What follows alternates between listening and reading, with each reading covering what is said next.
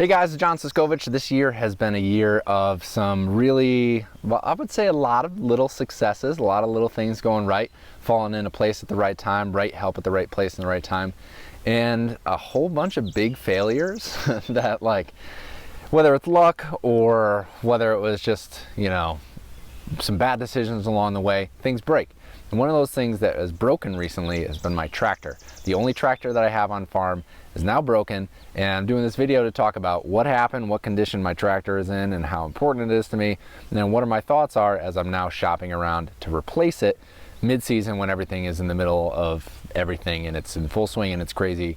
Oh my God, let's talk about it.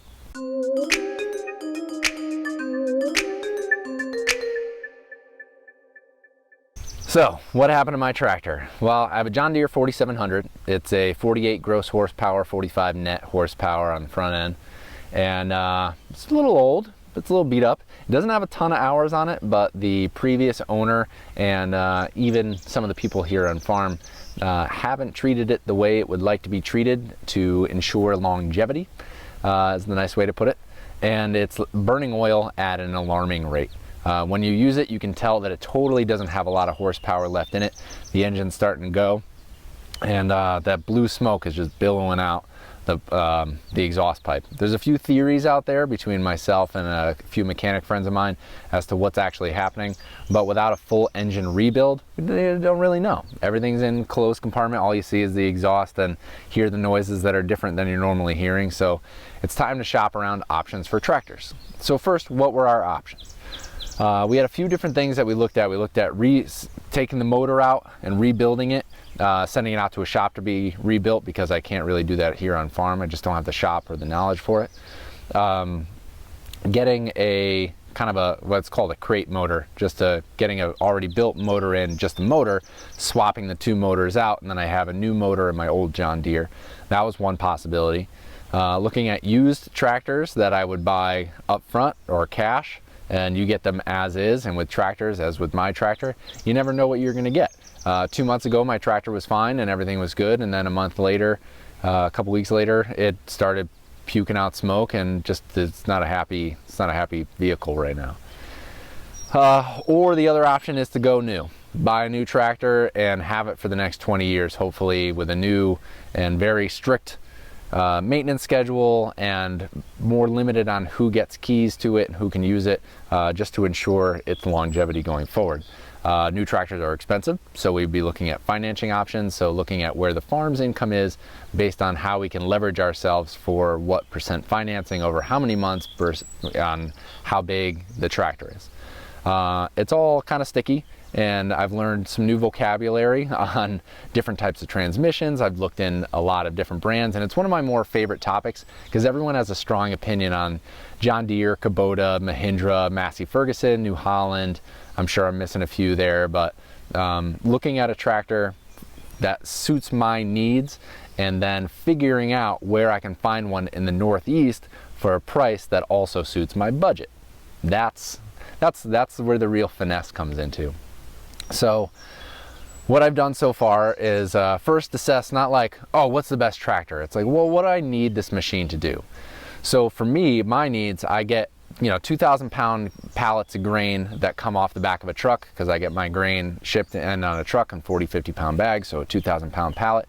The brewery, which uses the tractor on occasion now, has a forklift as well, but their pallets can get up to 2,400 pounds. So I need a front end loader on this tractor that can move up to 2,000 pounds, preferably 2,400 pounds, but then you're getting into some serious horsepower to be able to do that. I only have 52 acres. It's not a crazy big farm. Not making a ton of money off the farm, so I can't invest in a $500,000 piece of equipment. I'm looking at something in more my range. So with that 45 horsepower John Deere, I found that was a little bit undersized for the tasks that I had it doing, which was mowing, tilling. You could do a lot of that stuff, but if you get into thick grass or some siltier, heavier ground, it bogs down and you're just putting a little bit more strain on the machine.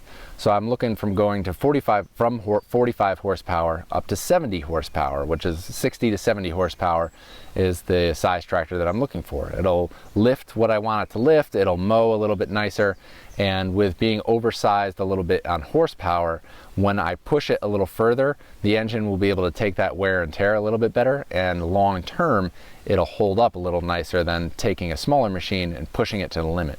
So where I'm at right now with this tractor buying purchase, looking around at different brands, I found that I don't want to go with the John Deere.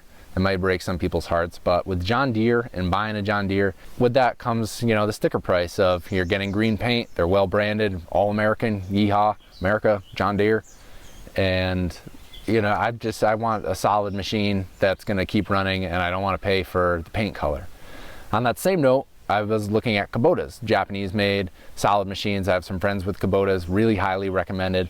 They have a little bit of that paint price where Kubotas have started to sell themselves because they're reliable machines. So the price tag's a little higher than some of the other machines out there, but you get a more solid machine. And there's a couple Kubota dealers in my area, so a big factor in all of this is how I can get parts and service and how easy it is to get parts and service for whatever machine I buy. You know, one of the other farmers locally said, you know, that's what it all boils down to for him. Who are the local dealers? Who are the local dealers? Who can they work with?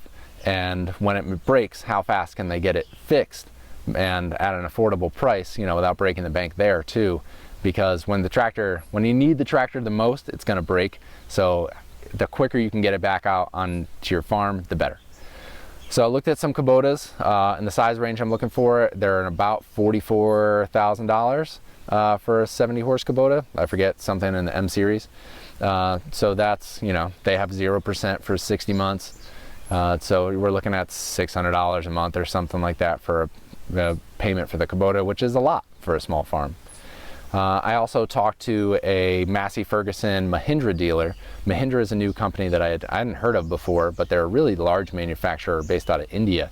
And watching some of the YouTube videos of other people who own Mahindras or people who are selling them, I like a lot of what their capacities are, what are some of the odds and ends that they throw in on the tractor for functionality for your day-to-day utility. For some of the toolboxes and how the tractor's laid out and set up and what type of transmission it is. Same thing with the Massey Ferguson, really solid machine. And with the Massey and the Mahindra, with going to red paint versus green or orange paint, the price tag comes down a little bit. You get more machine for the same price. The $44,000 Kubota I looked at was 70 horse. I found an 82 horse Massey Ferguson for the same price, so it would be roughly the same financing options. So I'm not sure. There's also New Holland, but there's not a New Holland dealer near me that readily has models available for me to see. And if there's not somebody in the area that can service the tractor, then I'm not that interested in it, because I need someone who knows what they're talking about and has the parts on hand that either I can fix it or they can fix it. So in my area, my options are John Deere, which the options are so-so in this area, Kubota, a lot of Kubota dealers in the area comparatively, and then good friends of mine, not good friends, but really good shop up the street from me has the Massey Ferguson Mahindra machines.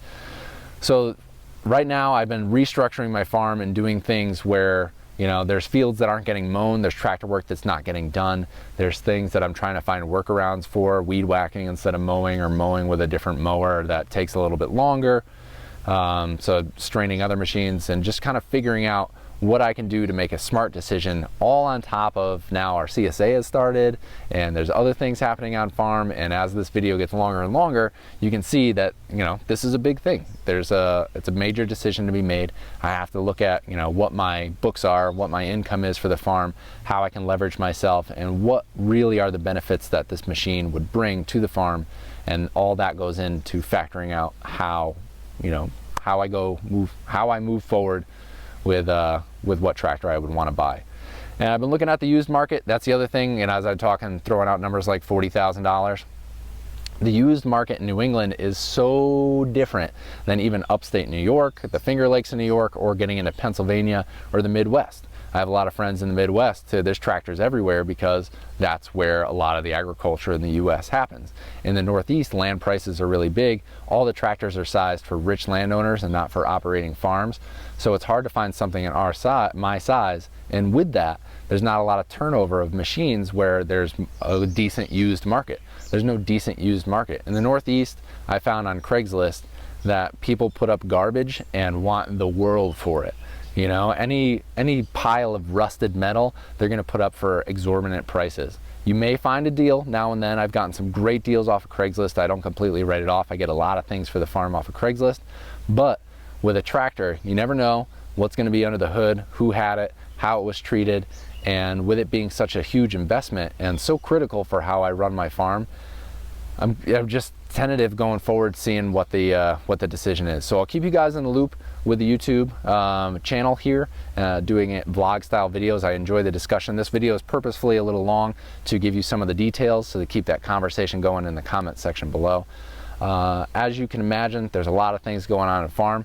I've been trying to keep up on the YouTube videos, but with really just Kate and I here full time, and stretched pretty thin with all the stuff that we have to do. All that being said, still super positive, still love it all, appreciate the challenge, and Kate and I constantly say to each other that we couldn't imagine living any other life. We love what we do. We love that the challenges it presents. We like renting from where we're renting. Our personal finances are at a good balance right now with what we're making and what we're spending. And now that we're able to grow more food on farm, our food bill has come down.